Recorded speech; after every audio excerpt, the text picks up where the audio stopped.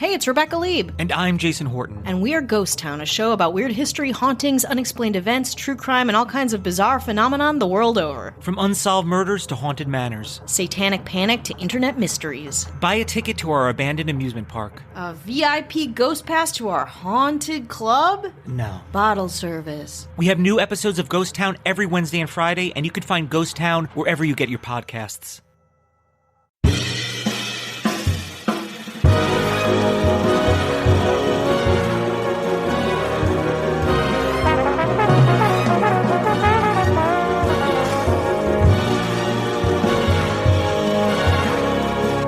Welcome, friends. This is the April Extra AF. I'm Keena. And I'm Ashley. Welcome, welcome. This is our extra bonus episode where we talk about things that happened this month that made history, things that happened this month that was history, and then we read your emails. Yay! I'm so excited. Oh, me too. And almost all the emails, all but one, are Patreon fams. Ooh, so we're having like a real Patreon party. Yeah, for those listening at home and not watching, we're wearing crowns. See, listen, TikTok has changed our lives, and I don't know if it's for the better, but it's changed them. Everybody's just wearing crowns on there. We decided we had to have one. Yes, we're wearing crowns because we're awesome. I feel powerful. I feel pretty. And I feel like I could conquer the world right now with my evil queen crown. It's very spiky. Yes. In honor of Vlad Kitty. Got my little spikes. I dig it. And mine is like very fairy princess, and I feel like Tinkerbell, and I cook dinner in it. Yeah. I have already taken a bath in a crown. Yes. It was incredible. Like a bubble bath in my crown and my Netflix. It was amazing. I highly recommend it. 10 out of 10. Chef's okay. kiss. New goal. Getting a bath bomb that turns the water red so I can live my Elizabeth Bathory dreams. Ooh, I dig it. It's going to happen. And shameless plug, we have decided, since a bunch of us have crowns now, that on Patreon, we are going to do just a freaking adult bomb-ass tea party over Zoom, wearing our crowns. We're going to dress up. And they have crowns for everybody. So if you want to join that party, join Patreon. And if you are on Patreon, get a crown. Yes, we're going to do it. We'll figure it out. They're surprisingly cheap for how nice they are. They're heavy. They're legit. They have really nice crystals. And both of mine were under 20. Not sponsored by crowns, but should be. Real talk. Oh, yay. In the comments, Dion and Michelle, Patreon fam, are wearing their crowns too. This is incredible. We're starting a thing and I love it.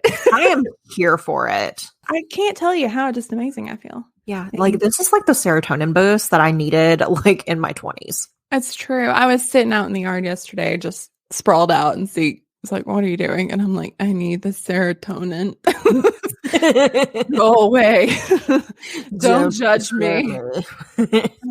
So, do you want to go first? Yes, I do. Okay. So I found a cool article. All right. So I am doing this month in history news. So this is fascinating to me. It's kind of a short article, but the title is Prehistoric Cannibal Victim Found in Death Cave, ID'd as a Young Girl. So the individual was formerly known as the Boy of Grandolina, which is awesome in and of itself. About 800,000 years ago, in what is now Spain, cannibals devoured an early human child who became known as the Boy of Grandolina. And we were discussing today in the group chat that all roads lead to cannibalism. It's true. Episode 1. Here we are. I'm assuming already that these people just didn't plant enough trees. It's a real problem. But new analysis of these ancient remains have revealed a surprising twist. Ooh. The child was a girl. Ooh. The child was a homo antecessor? I should have practiced that word. Homo antecessor. Yes. An early hominin species that lived in Europe between 1.2 million and 800,000 years ago. Wow. Discovered in 1994 in the Grandolina Cave in northern Spain's Atapuerca Mountains. The species is known primarily from fragments of bones and teeth, which hampered researchers' efforts to determine the sex of the individuals. Recently, scientists tested a new technique using a type of dental analysis that had successfully identified males and females in other early human species. They examined teeth from two Grandolina individuals, H1 and H3. H1, whose remains define the species, was about 13 years old at the time of death and was long, wow, words are hard, was long presumed to be male. The second individual, H3, the boy of Grandolina, died at the age of 11 years old and was also thought to be male. Microscopic analysis of the tooth structure for the new study revealed variations between H1's and H3's teeth that researchers identified as sexually dimorphic, differing in appearance between males and females.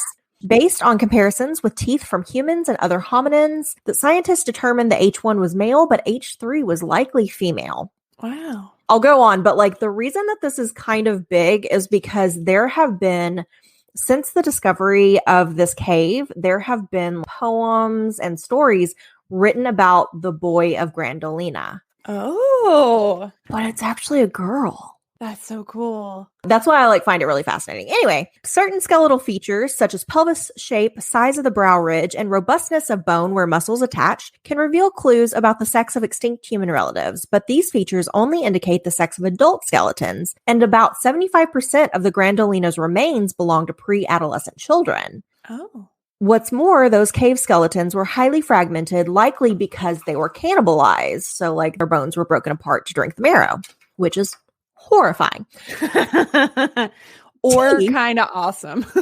Terrifyingly awesome. Teeth, however, are often well preserved in ancient archaeological sites. Other researchers had previously analyzed canine teeth to determine sex in humans with an accuracy of up to 92.3% in populations of Neanderthals from a site in Krapina, Croatia, and earlier hominins from Spain's Cima de los Huesos, or Pit of Bones, site in Atapuerca. Tooth crowns are fully formed by age 6, and since older children typically have at least some of their adult teeth, analysis of dental features can be especially useful in paleoanthropology for estimating the sex of immature individuals and could be applied to the children's remains from Grandolina, the scientists reported March 10th in the Journal of Anthropological Sciences. Oh, wow. So for the new study, the researchers looked up upper canines, the most sexually dimorphic teeth from H1 and H3.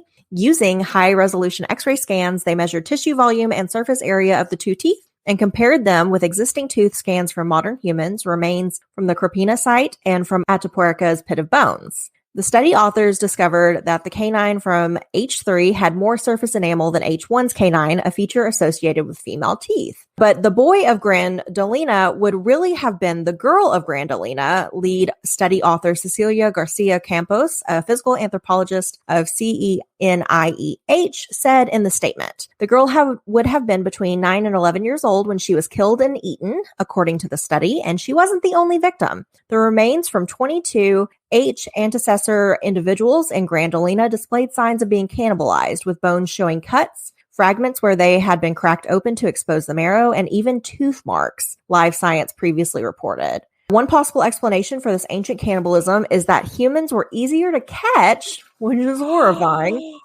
and more nutritious than other animals, researchers wrote in 2019 in the Journal of Human Evolution. What? That's horrifying. That's the reason. It's That's because the we're reason. They were slow. easier to catch. Yeah, we're slow. So they ate humans because we're slow. Oh, that's Compared really with other messed up. types of prey, a lot of food could be obtained from humans at low cost.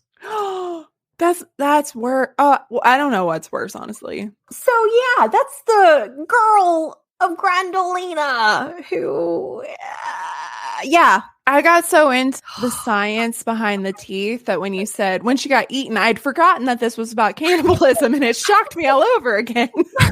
Yeah, part of me was like, maybe she died and then they ate her because Yeah, or like she was, Donner like- Party style for survival. But now it's just kind of like a horror movie where we're the greatest prey. They're just hunting you down for sport. humans are at the top and bottom of the food chain. And like the fact that like 75% of the people there are children because children are slower than adults. Oh, Yeah, that's it's horrifying. I'm like, I don't even know. There's no words. Yeah. That is nightmare fuel, really. Yeah, it's very nightmare inducing. I didn't read that part when I first picked the article. I just read about the whole tooth thing. I didn't get to the part about humans being slow, so they're good prey. It's a little like Hannibal Lecter for me. Oh, that's actually really fascinating. I don't think that in anything that I've read about cannibalism, it has come up that humans are just slower than animals, and that's why it worked out. This changes everything. Right? Yeah, I know. That's the first time that I've ever seen where someone's like, yeah, humans are just slow, so they ate them because it just costs less energy. But humans are crafty, but if they're children, they probably can't overpower or fight back. Yeah, like they were probably like, here, little Timmy, go into this cave. It's safe in here. Rock. Like, I was really hoping this was like they were already sick or hurt or, an accident happened and it was survival. they died in their sleep and then were used for food, but no. Yeah, that's dark. Yeah. That's twisted. It's a little bit dark. I feel a little bad about making so many cannibal jokes in the beginning. I know. I was thinking like I should make a sticker that says all roads lead to cannibalism. And now I'm like, do I really want to do that? Yes, you do, because I need one on my car. I mean, that would get people to stop tailgating you for sure. True. People think twice about cutting you off. Yeah, I would probably get a call from security at work when they saw my car. Probably. Well, that was incredible. Thanks for sharing, even though it's horrifying. Right? Even though I'm horrified. That's history for you, right? So interesting. So horrible. Oh, wrong notes. So for I am such a professional. So a lot of things happen in April, honestly, a lot of things, but a lot of things were really dark and a lot of really terrible things happen in April. So I chose not to do that. I am still in the dark and twisty place. So I decided to go with something more enjoyable, something that we both love. Yes. Libraries. Sweet. Turns out the Library of Congress was formed in April. Woo! Ooh, what? So this comes from the DCist. It's Washington's premier news site or whatever. So Okay. here we go. It's called 10 Facts You Probably Didn't Know About the Library of Congress. And we'll see how many we know. It's like bet we're librarians. Yeah, I'm probably not going to know any. Let's be real. Go on. All right. So a granite building with a golden torch topping its dome, the Library of Congress is tucked just east of the Capitol. Its ornate gingerbread exterior, which FDR apparently described it as such, is elaborately decorated in the interior, and it's meant to celebrate the many rich literary treasures found inside. The world's largest library, which is actually spread across several buildings, likely has a vast trove of facts you probably didn't know, and here are just 10. I didn't realize it was the largest library in the world, and I had to triple check that because I'm like, well, that's all right. But it is. Okay. Yeah. I don't know what I thought the largest library was, but I don't think it realized it was the Library of Congress. But that makes sense. So, number one, the library actually was created to provide books solely for the use of Congress. Yep. On April 24th, 1800, President John Adams signed a law providing $5,000 in appropriations to acquire books for the use of members of Congress. Hold on, I have my conversion calculator up because that's something I just readily have available. I did know that fact because it was on one of my tests in grad school. Oh, that's cool. I love the inflation calculator. It makes me so happy. 105,000 today. So that's a chunk of change. That is a chunk of change. And that money was used to acquire books for the use of members of Congress. The library was originally housed in spacious central rooms in the Capitol. A plaque now marks the approximate location of the first library. It also states grimly that, quote, books in the library were used to kindle the flames that destroyed this section of the building, end quote, in the War of 1812. God damn it, war. You just burnt everything down. In 1802, President Thomas "fuck that guy" Jefferson signed a bill into law that widened library privileges to the president and vice president and the rest of the executive branch. Oh, because of course he did. He only allowed himself in there. And he was like, well, I guess I'll let that other guy in too. God, what a... I bet they had sleepovers. Okay, so the episode that comes out after this, we talk about Thomas Jefferson a lot, and it's just a lot of rage. Man, that guy. The nerve of him. All right. Still, the law specified that, quote, no map shall be permitted to be taken out of said library by any person, nor any book, except by the President and Vice President of the United States and members of the Senate and House of Representatives for the time being, end quote. So I guess they left it open for change. Okay. Use of the library eventually expanded beyond government officials and their families. Technically, according to the Library of Congress historian John Cole, which dream job, public access to the library has been permitted as early as 1830 because it was a publicly accessible building, but it wasn't until the opening of reading rooms in the new building in 1897 that the library officially began publicizing access to materials. I've never been, but I really want to go. I really want to go. I really want to get a library card there. Yeah, right? So after the War of 1812 decimated the library's original collection, Thomas Jefferson let Congress name its price to purchase his private library. The Warring Brits may have taken advantage of the massive fire hazard that a large room full of books posed when they set fire to the unfinished building in August of 1814. Much of the Capitol was destroyed along with most of the library's collection. That just always kills me when people go straight for the library. Yeah, it's dumb. I mean, I get it, like, one way to really take down a nation or a country is to kill their culture. So I get why it's a target, but it's still heart-wrenching. Yeah, it takes away their humanity. Yeah, it does. Thomas Jefferson was so stricken by the loss of the library that he offered the sale of his personal library to replace the books. He couldn't have been that upset or he would have just given it to him, right? Yeah, like I like how he's like, oh no, you lost so all your sad. books. How much money are you going to give me? He said in a letter dated September 21st, 1814 to Samuel H. Smith, quote, I have been 50 years making it and spared no pains, opportunity, or expense to make it what it is, end quote. So dramatic. For so real. extensive was his collection that Jefferson estimated 18 or 20 wagons would place it in Washington in a single trip of a fortnight. The actual plan was that 10 wagons, which could carry 2,500 pounds each, would transport the library. Jefferson did not name his price, choosing to allow Congress to determine what they would pay for his offerings. Congress accepted and set the price at $23,950 for the 6,487 volumes. And let's see what that is in conversion $1. calculator. $1. The conversion would be $360,000 today. That's ridiculous. That's a lot of money. That's a lot of money. And spoiler alert, I learned this coming Sunday, that Thomas Jefferson did not know how to manage his finances. So this man had that kind of money and he still squandered it. Jesus. This is the face of not surprised. Yeah, like I dislike him on a lot of levels. But then when I vision him, I see Daveed Diggs and I love him. True. I feel like he softened me a bit, but this is bringing me back down to reality. Yeah. Welcome to reality. It wasn't entirely without controversy, though. According to the National Archives, 71 Federalists opposed the purchase, objecting to, quote, its extent and the cost of purchase, the nature of the selection, embracing too many works in foreign languages, some too philosophical a character, and some otherwise objectionable. Okay. Yeah. So on January 30th, 1815, President James Madison signed into law the bill authorizing the purchase. Jefferson himself inventoried and numbered his library. Of course he did.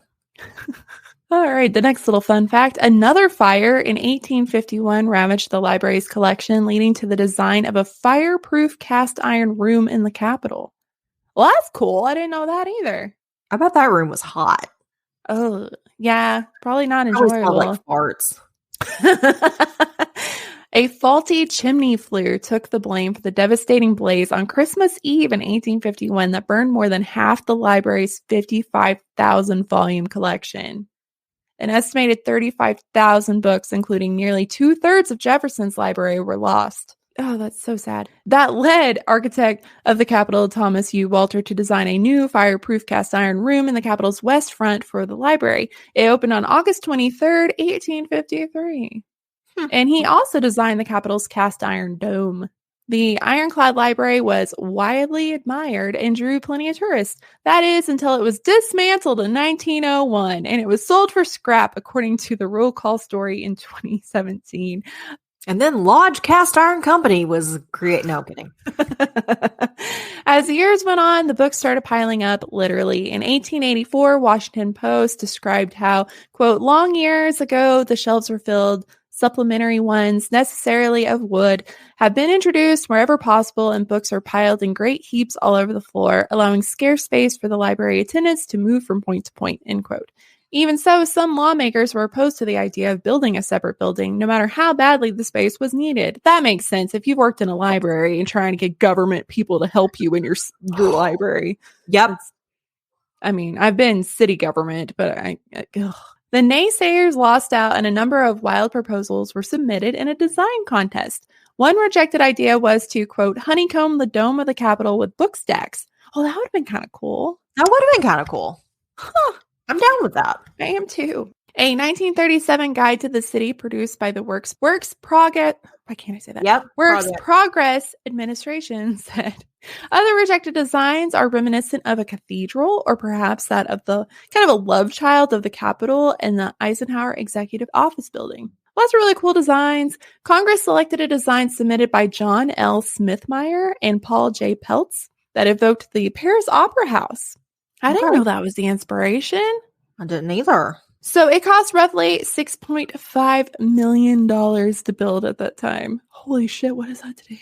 All right, so that'd be like $207 million from 6.5. She expensive. Yeah, she's expensive. The 1937 guide sassily declared that, quote, in its day, the library building was hailed a masterpiece of architecture, but to modern eye, it might celebrate this monument of a Victorian era kind of inexcusably overdone.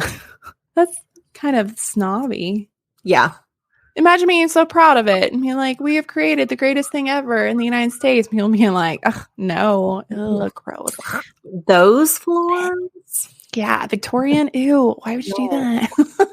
Ew, David. Ew, David. By the 1920s, however, the library was again in need of extra space. President Herbert Hoover signed a bill into law in 1930 to appropriate funding for the construction of what was originally dubbed the Annex, now the John Adams Building. It opened on January 1st, 1939, according to the architect of the Capitol, and it has 180 miles of shelving. Okay. That's a lot of shelves. Do they have like a Segway or like a golf cart? That would be awesome. Oh my God. Right? Because that's a lot of walking. And our chief of police on campus has a motorized scooter, and every time I see him, I yell, do a kickflip, and he hates it. I think that's hilarious. So do the puppies. They're very cool. I would love to have a Segway to ride in the library. I think it'd be really fun. I think it'd be so fun. I need to Google that. They have to have something. Yeah. I'm sure they have a system of kind of like the bank where you can put things in it and it shoots it somewhere. I'm sure they have to have something. So about 20 years later, in 1960, Congress appropriated more funds for a third building, which opened in 1980, and it's called the James Madison Memorial Building in honor of the fourth president and the father of the Constitution. The building is the largest library structure in the world with 1.5 million square feet of space. That is so big. The library completed an underground rapid transit literary line. Okay, that just answered my question. They do have an underground system. I knew they had to have something. So even though the Library of Congress would be located just across the street, a tunnel was constructed and an electric conveyor system developed so it would easily send books back and forth. That's Look, cool. if I worked in a library that had a tunnel system, I would so quickly become the Phantom of the Opera. Like, so quickly. The librarian of the tunnels is here to deliver your books. A Washington Post article on September 13, 1895 described a new system. The tunnel is 6 feet high and 4 feet wide, so you can't be very claustrophobic to... Doable. I just have to duck. The crown won't fit. We have to make some changes. So as easily to admit a man in case of any tie-up or rapid transit literary line, it explains, it runs about 1,100 feet, and the so-called car, it's in quotes, could travel a distance in 2 or 3 minutes. So that's pretty fast for the 1800s. That is. I'm impressed. I just picture that scene from Austin Powers where he's trying to turn the little car around in the tunnel and he gets stuck. Yeah.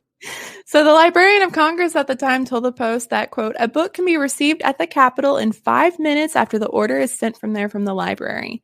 That's some fast service. That's awesome. Even for today. I want that job, and I want a tunnel Harley. Requests for volumes were sent by pneumatic tubes. Oh, like the bank. I was right. And nailed it. Oh, I knew it.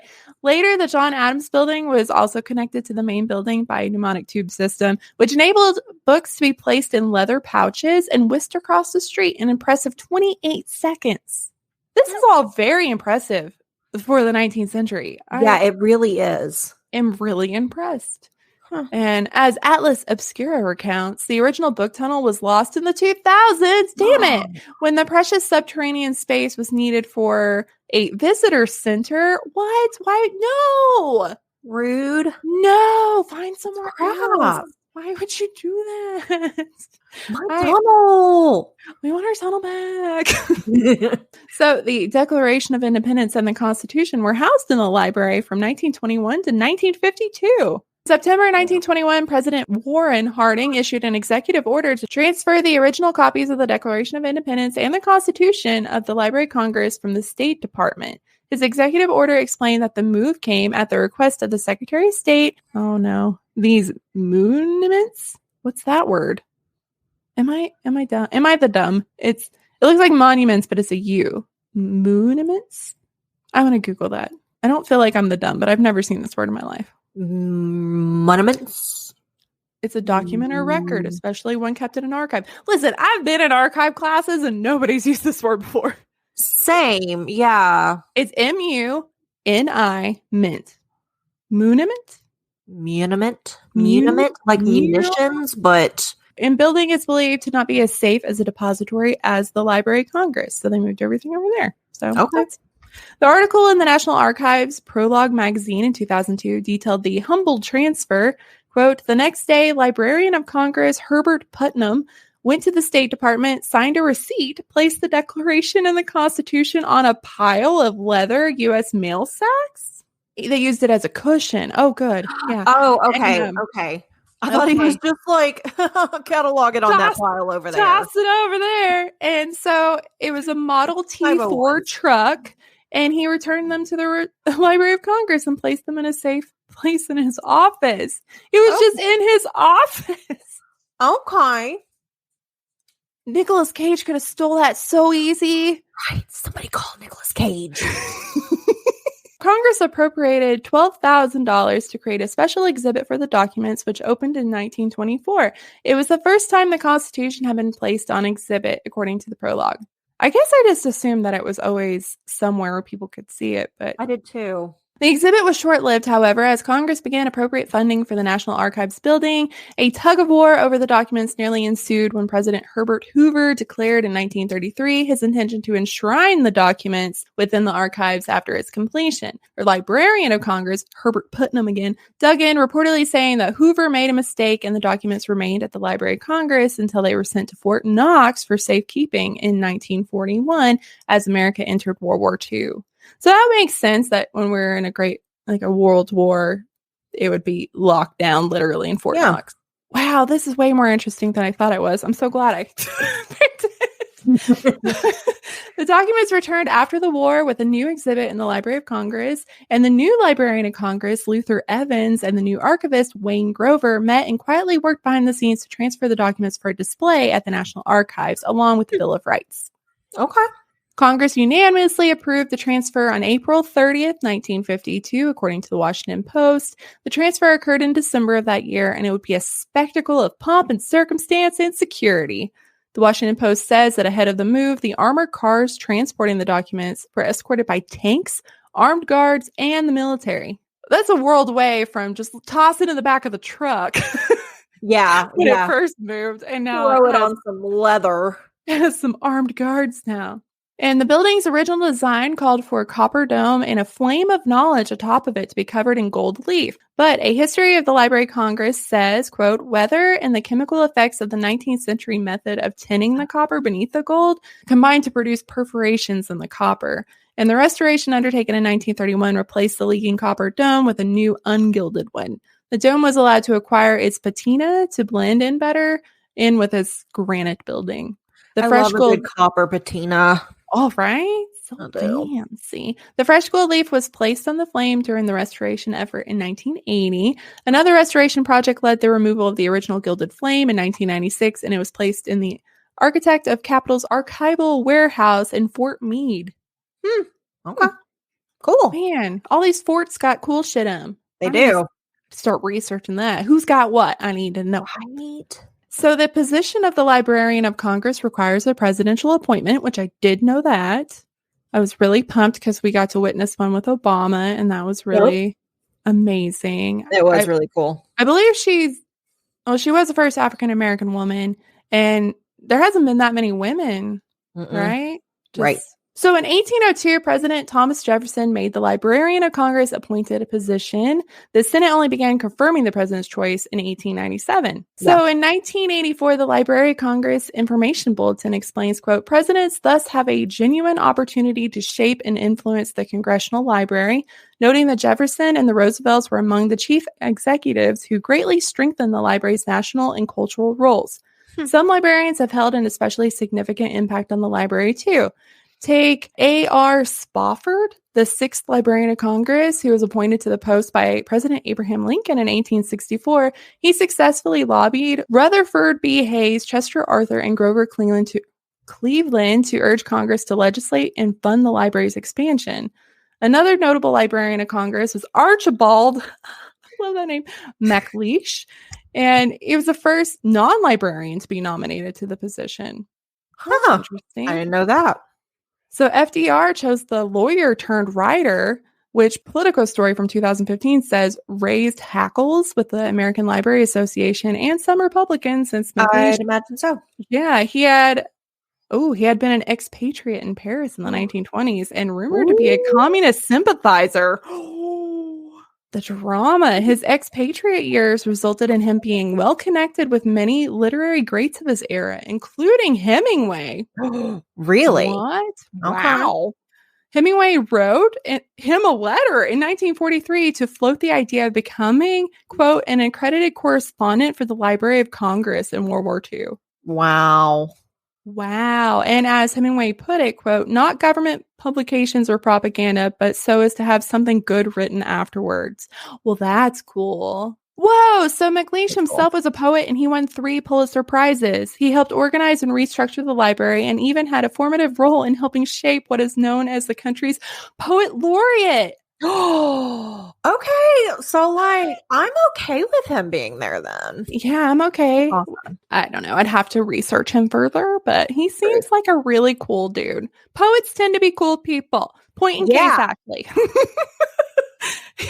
So the current Librarian of Congress, Carla Hayden, is both the first. Oh, she's the first woman. Okay. Cool. Yeah, So yeah. I knew I couldn't think of any other women. Yeah, So like I was like, I think she's the first one, but like I was not certain, so I didn't want to say yes. Yeah, so she was the first woman and first African American named to the position at her swearing in as the 14th Librarian of Congress on September 14th, 2016. She said the opportunity to serve and lead the institution that is a national symbol of knowledge is a historic moment.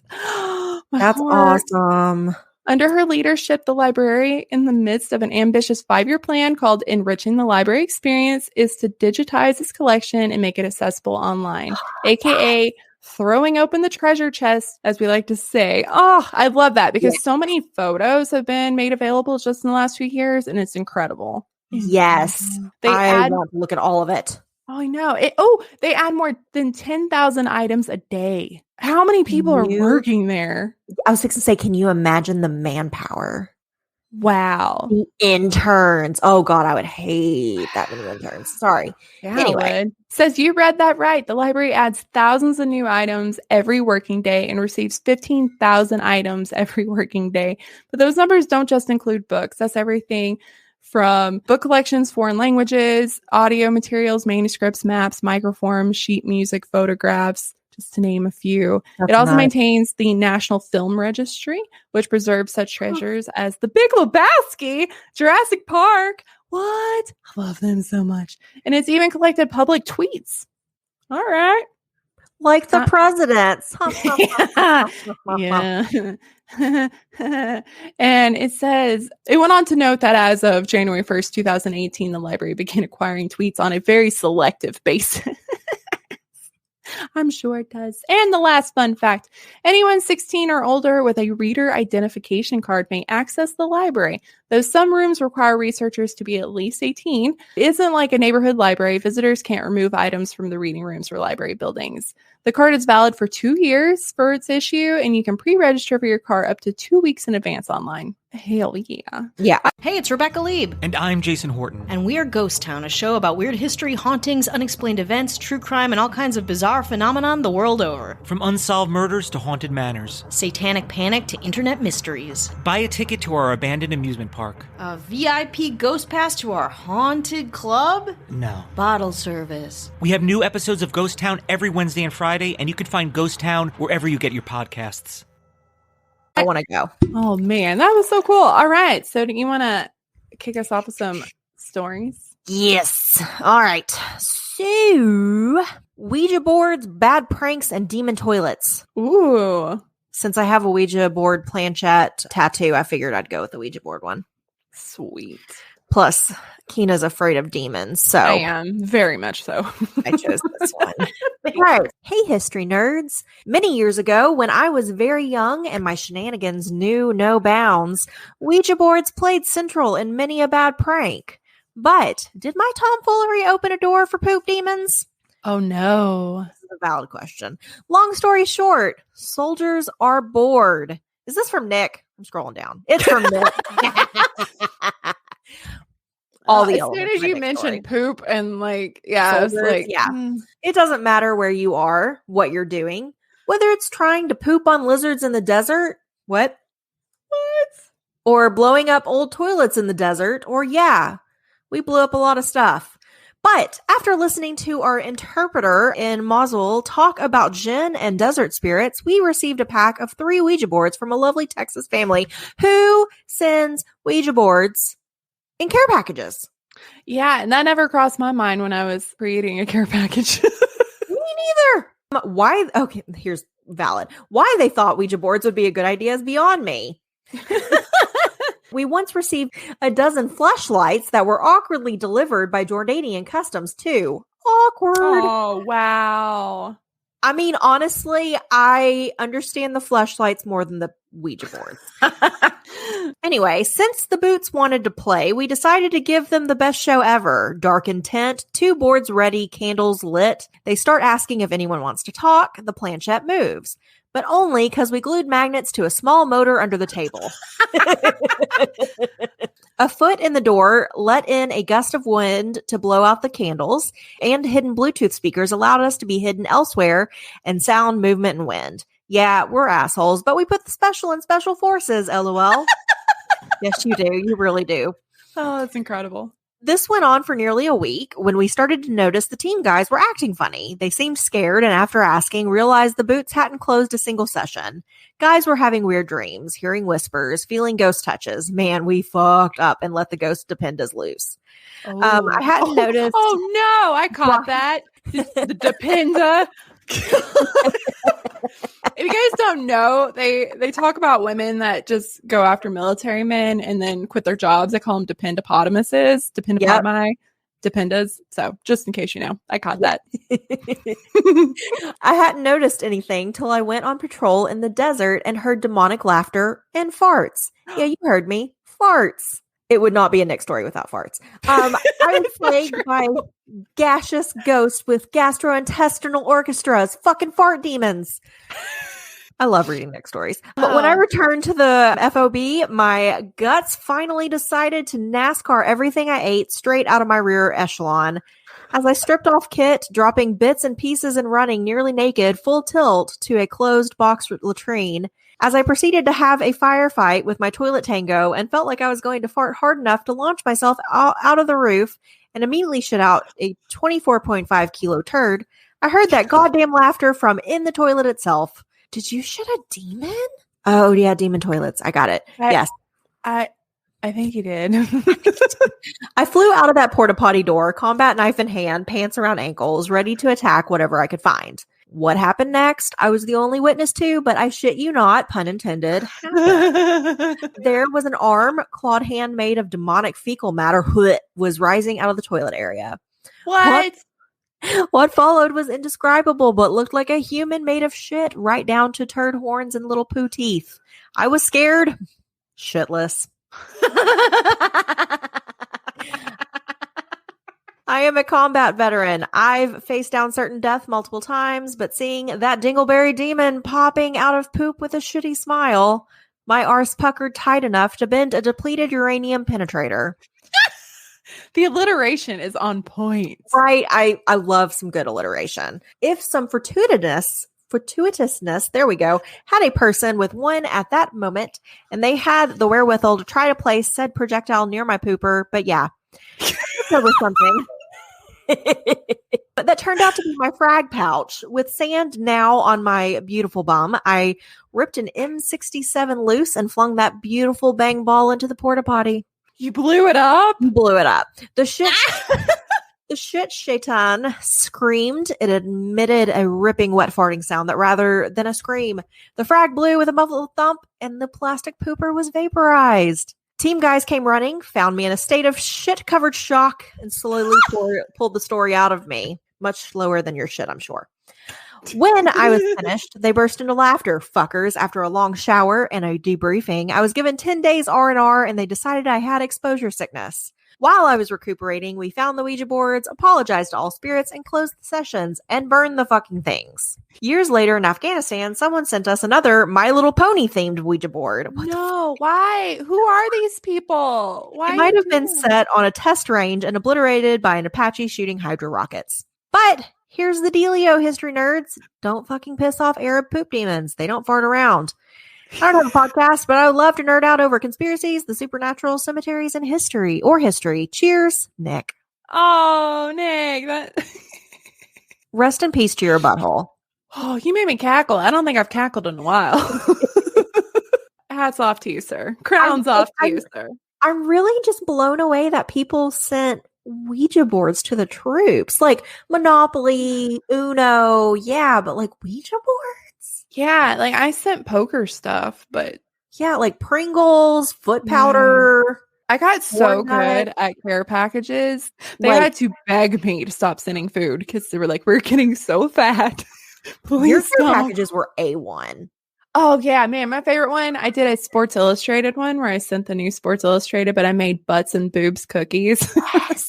Yes, that one was amazing. I really liked your Cinco de Mayo box. Oh yeah, I made little piñata cookies that had sprinkles inside, and then I figured out how to ship cake. You can it like veggies.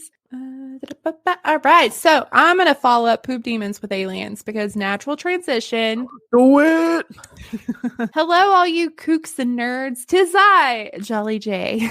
Hi, Jolly J. Writing from beyond the cyberwebs, our lovely hostesses stated that y'all need UFO stories to tidy-tide you over. Well, shit, I got you. This story is going to be as boring as me on a Monday morning. I'm very entertained. I don't think he gives himself enough credit. He's got such a sweet, dry humor that it tickles me, as my mom would say. I'm just so tickled. I'm so tickled, as they, hillbilly Southern women say. Okay. Oh God, that just came out too. The accent just did a okay, get it together. On a cold and dreary December night, I was in Prescott Valley, Arizona, visiting my grandparents. There's nothing out there, and I'm a city boy. It's jarring. You can see the sky, the damn sky, and stars. Who knew those things existed under the lights? Well, I'm outside having a smoke or 5. It's a hell of a trip, don't judge. And I'm taking in the sights. It's calm, peaceful, and serene. And then a UFO came in and abducted me, all in caps. Excellent. I mean, this is giving me pause. One, how have we not heard this before? Yeah, like we've known you a minute. We have. It says the end. I joke. And now that my validity is questioned, what actually happened was, like I said, boring yet cool. I look up and I see this object in the sky, and it's moving in directions that make a breakdancer impressed. It would move up, then curve around, and then drop the bass. And then it would keep going for a few feet, and then I lost it. I looked away, hella sus. The following evening, the same thing. I would go for a smoke. Yes, I know. And there it is. I feel high at this point twice. Me? They chose me? And I didn't even graduate from fucking high school? And it says, in parentheses, a lyrical reference for any Tool fan out there. You're welcome. In parentheses. This time it moved in opposite patterns. It would go down, down, down, take a sharp left, and shoot up.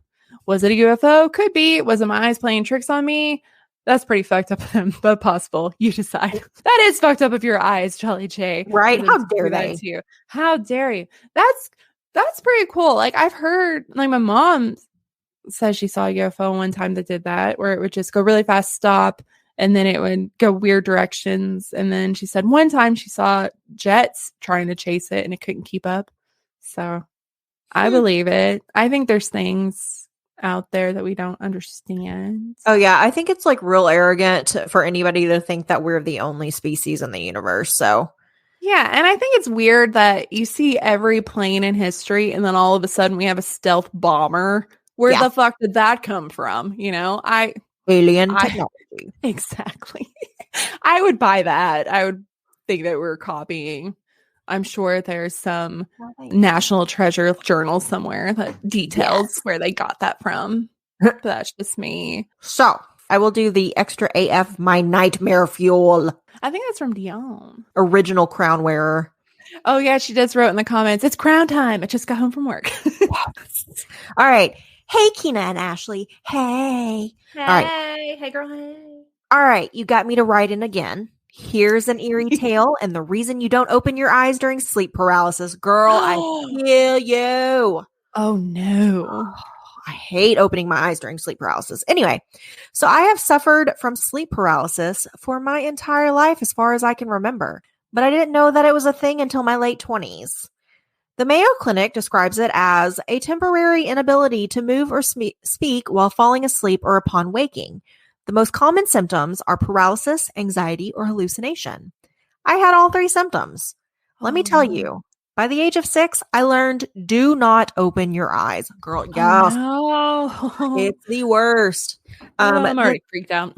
The things I saw were absolutely horrible.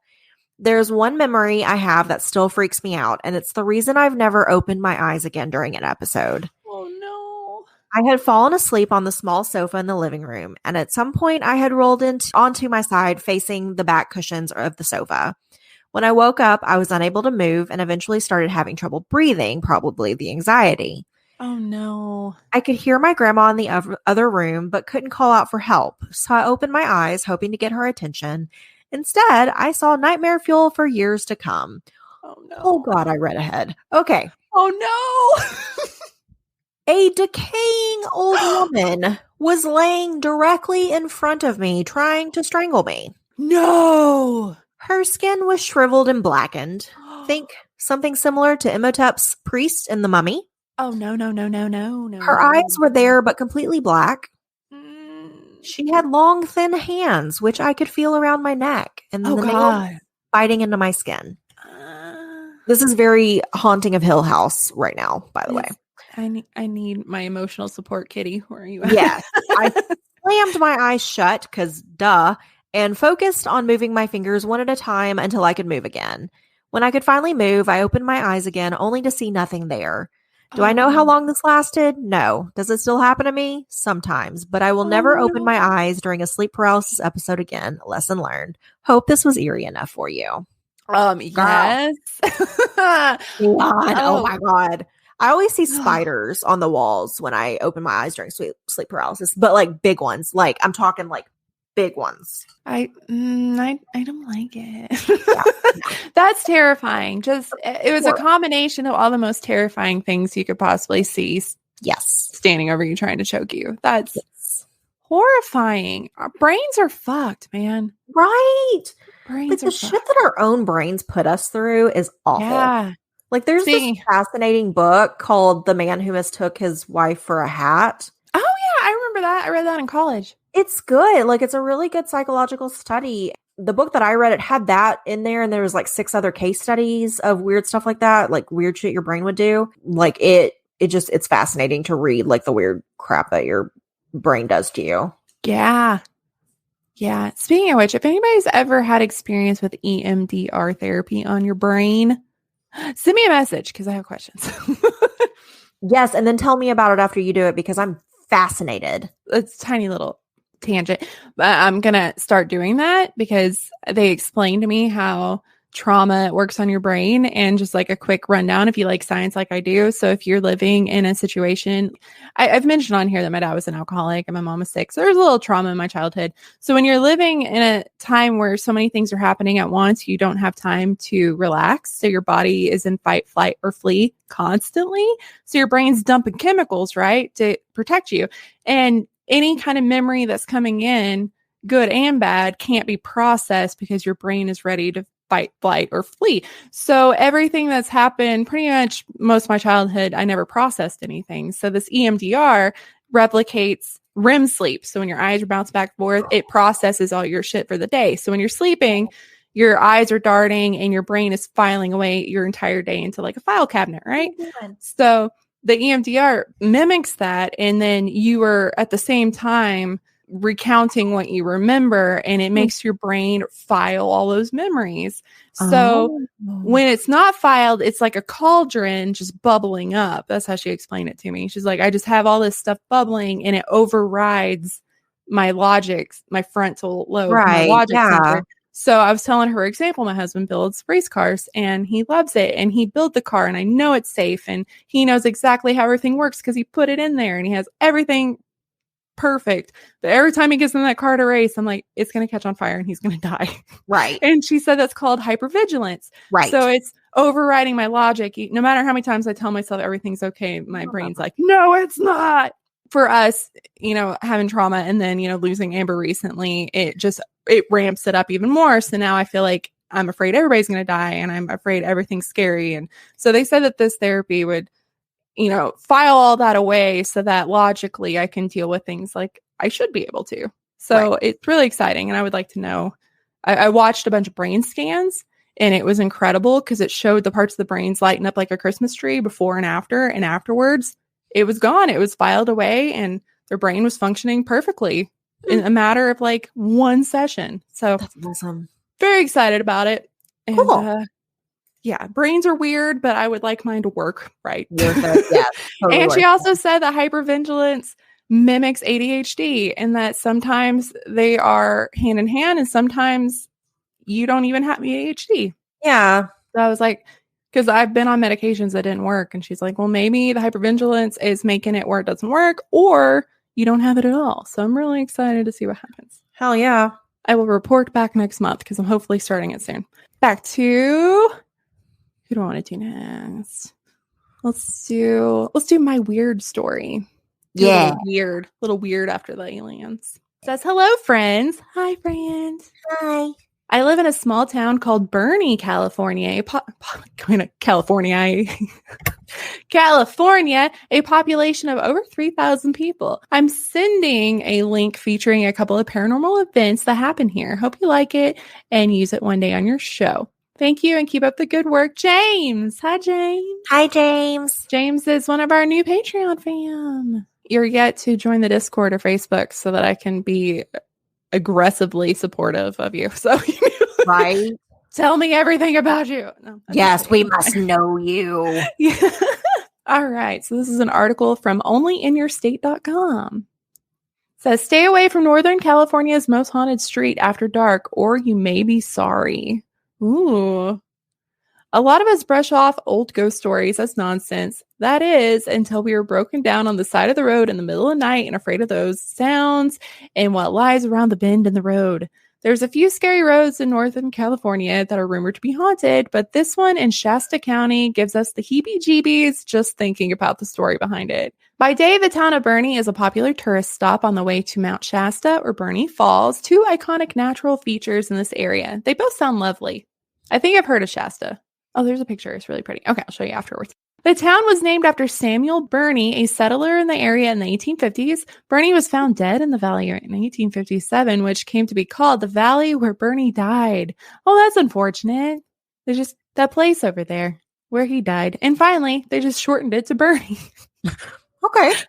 Okay. I don't think I've ever heard that as a town naming. So Bernie is located on State Route 299, about 4 miles west of its junction with State Route 89. It's located way out in the countryside, meaning there's no streetlights to guide your way home. Even if you don't believe in ghosts, the pure darkness can be intimidating. Bernie is allegedly the site of a mysterious haunting that plagues drivers through the night. Ooh, those creep me out. Because you think you're safe in your car. Yeah, no, And then people remind you that you're not. You're not safe anywhere. you are not. On Black Ranch Road, there's a ghost of a little girl, ghost children, with holes for eyes. Oh no. Who Nope. appear primarily to drunk drivers. Well, you kind of deserve it if you're a drunk Yeah, driver. you earned that one. Yeah. Says if you foolishly decide to get behind the wheel, your likelihood of seeing this ghost on the way home increases exponentially. Yeah, don't be that person. No thanks. She haunts Black Ranch Road, which is a road that runs close to the parallel of Highway 89. It's a forested, scary route. Oh, it is really scary. Even if you are sober and clear-headed. So it's probably like back home. Like even if you're sober, driving through a lot of these areas in the mountains and stuff is really scary. And I drove off when I was a teenager and I was sober. I just had a broke car. It's very scary. Here. Because she usually only appears to drunk drivers, critics who don't believe in ghosts may assume this story is told to increase tipsy would-be drivers to stay off the road and call a taxi. I could understand that too. No one knows quite who the ghost was when she lived. It's said that she's malicious rather than benevolent. Okay. Those who have seen her say it's more likely she is eagerly waiting for them to wreck their vehicle rather than being a spirit who looks out for them in a dangerous position. So that I don't like. Like, I'm just waiting for you to fuck up. I'm not going to help you. Yeah. No, thanks. Yeah. It's been speculated that she is a demon who will only show herself to drunken drivers because the alcohol incites an altered state of consciousness, which opens up an individual to supernatural experiences. That makes sense. Yeah. It does, but I also don't like it. Yeah. She's not only one haunting this road either. Oh, good.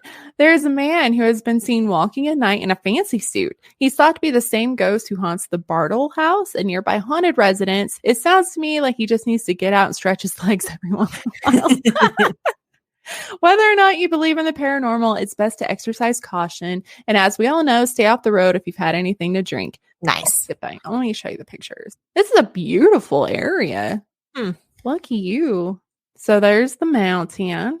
Oh, wow. That's beautiful. Yeah. Coffee shop. Look at the sky. Ooh. Oh, I miss seeing the stars. It's just a creepy child. I don't think it's the...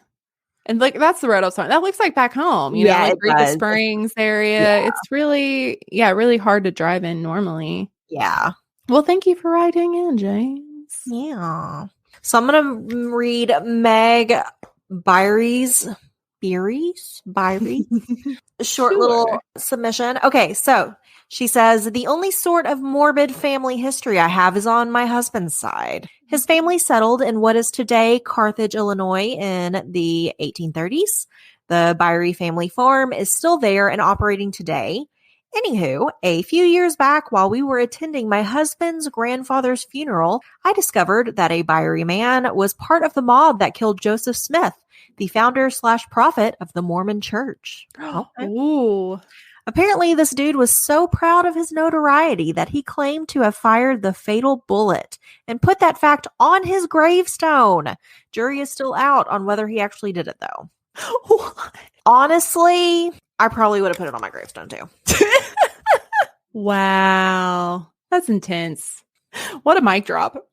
Right? Like, all right, so the last one. Hello, Keena and Ashley. I'm a big Hello. fan And this pod has really came in clutch for maintaining my sanity. Oh, Honestly, I can't thank y'all enough for that. Anywho, I heard your call for a fun historical town nugget, and I'm here to deliver. I'm from Alaska, and while I get asked a lot if we live in igloos, we do not. I do know of one. And it's a link. It says an eerie abandoned hotel in Alaska. Igloo City is oddly fascinating. If you live in Alaska, chances are that you've been asked if you live in an igloo. Well, no, we do not. In fact, we never really have. Igloos were used a long time ago as temporary shelters when you're out on a long trip, emergency shelters, or if you were caught in bad weather. Let's face it, no one wants to spend a bunch of time and effort in a building that's going to melt as soon as the temperature rises. true. But this abandoned hotel in Alaska may offer another option when the traditional ice and snow carved igloo. So the next best thing to do is uphold the Alaskan persona would be to build a ginormous, round, white structure that mimics everyone's idea of the igloo, right? According to one man, the answer was yes. But in true Alaskan fashion, he decided to go big or go home. Instead of just building himself an igloo-like house to live in, he set out with the intention to build a massive hotel for residents and visitors alike to enjoy.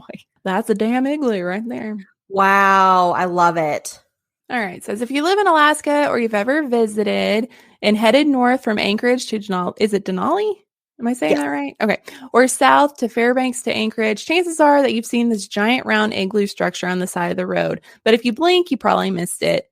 It's located on marker 188.7 on the east side of George Parks Highway. This abandoned hotel is south of Denali National Park and Preserve, and it is a true tourist destination all in itself and one odd place to be in Alaska. The nearest town to the igloo city is Cantwell, located 20 miles away with a population with just 250. So that's kind of like where I grew up. Yeah. Very small. The cities of Anchorage and Fairbanks are both over 2.5 hours away. It's very isolated, and it was constructed in the late 1970s by Leroy Jenkins. I don't know why. Leroy Jenkins. He envisioned it as a hotel, though it was never completed due to code violations. Oh. The building suffers from undersized windows, which do not meet code. In addition to some other code violation issues, the inadequate window size is the main reason it was never operational. Well, that kind of sucks. That does suck. All that work for your windows to be what? Yeah. Because the building was too big to be demolished, it remained standing for over 4 decades. Wow. It's so large that airplanes can see it over 30,000 feet high in the air. Huh.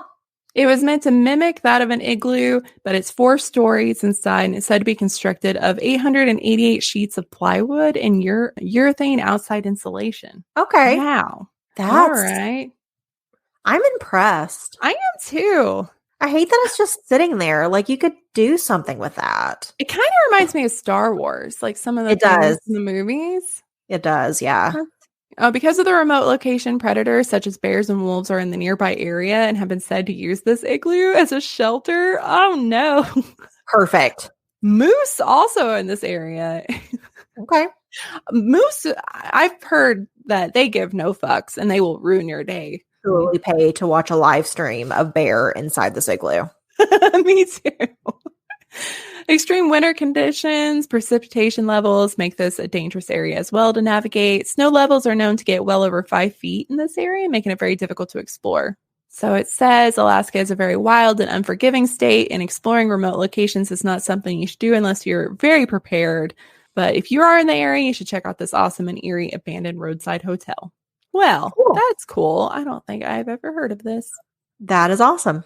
That is awesome. Thank you for sending that in. Yeah. Thank you to everybody who sent stuff in. That's cool. Absolutely. It's amazing. We love you. My husband used to live in Alaska, and I haven't asked him if he he lived in an igloo. So now I have to ask him when I get off here. Report back to us. I will. Yeah, Zeke lived there for a little bit. Not very long, like probably a month or so, but he loved it. Yeah, so did Terry. Mm. All right. Well, thank you guys so much for sending in. If you want to send in a story for next month, that's historicalafpod@gmail.com. Yeah. Do it. Right now. 1, 2, 3, go. Yes. Okay, bye. Bye.